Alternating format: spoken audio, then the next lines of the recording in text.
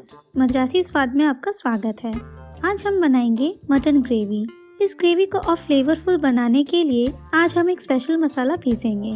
इसके लिए हमें चाहिए 1 बड़ा चम्मच खसखस, इसके बजाय आप काजू भी ऐड कर सकते हैं, 4 लौंग, 1 छोटा चम्मच सौंफ, 1 छोटा चम्मच जीरा, 2 छोटा चम्मच काली मिर्च, आधा इंच दालचीनी, 1 इलायची, 1 इंच अदरक, 7 लहसुन, 2 बड़ा चम्मच कद्दूकस किया नारियल, 2 से 3 बड़ा चम्मच पानी। सारे इंग्रेडिएंट्स को मिक्सी जार में भर लें और 2 से 3 बड़ा चम्मच पानी डाल के स्मूथ पेस्ट होने तक पीस लें। इसे अलग रख लें।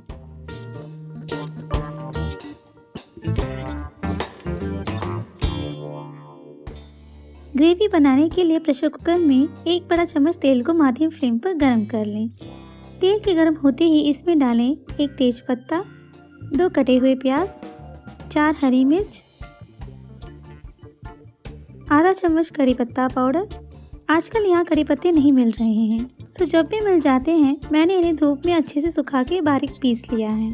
पर ध्यान रखें कि ताज़े कड़ी पत्ते की तुलना में कड़ी पत्ता पाउडर का फ्लेवर थोड़ा अलग होगा। अब प्याज के थोड़े ट्रांसपेरेंट होने तक भून लें। आप इस स्टेप को स्पीड अप करने के लिए थोड़ा नमक भी डाल सकते हैं। अब इसमें डालें 2 कटे हुए टमाटर और टमाटर के थोड़े नरम होने तक पका लें। अब मसाला ऐड कर लेते हैं। इसमें डालें 1 चौथाई छोटा चम्मच हल्दी पाउडर, 2 छोटा चम्मच लाल मिर्च पाउडर। अगर ग्रेवी को कम तीखा बनाना चाहते हैं तो लाल मिर्च की मात्रा कम करके 1 छोटा चम्मच ऐड कर लें। अब डालें स्वाद अनुसार नमक। हमने प्याज पकाते वक्त थोड़ा नमक डाला है, सो उसके हिसाब से यहाँ ऐड कर लें। अब इसमें डालें पिसा हुआ मसाला पेस्ट।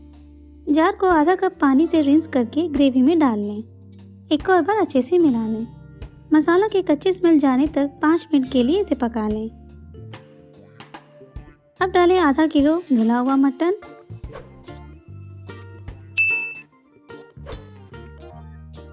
दो कप पानी और धीरे से मिला लें।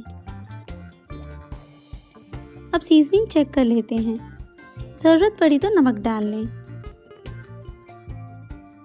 अब कुकर को ढक लें। फ्लेम को सबसे कम ऑप्शन में रख लें और 30 मिनट के लिए इसे लो फ्लेम पर पका लें।